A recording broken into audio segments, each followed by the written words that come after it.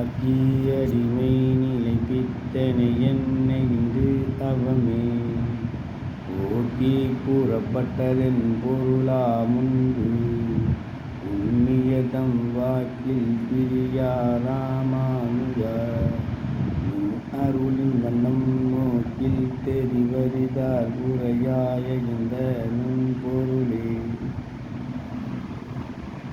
அநாதிகாலமாக நானே ஈஸ்வரன் என்றிருந்த என்னை அடிமைத்தனத்திற்கு இசையச் செய்து அதனை அதிகாரளவு சொல்லுமாறு நிலைப்படுத்தியவர்களே.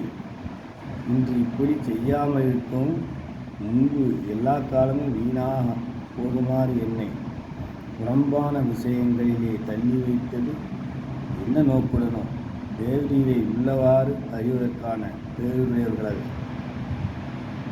வாக்குக்கு எப்போதும் பொருளான ஒரே தேவரது கருணையை பார்க்கும்போது இது அறிய முடியாததாக இருக்கிறது. இதன் நுட்பத்தை தேவரீரே அருளி செய்ய வேண்டும்.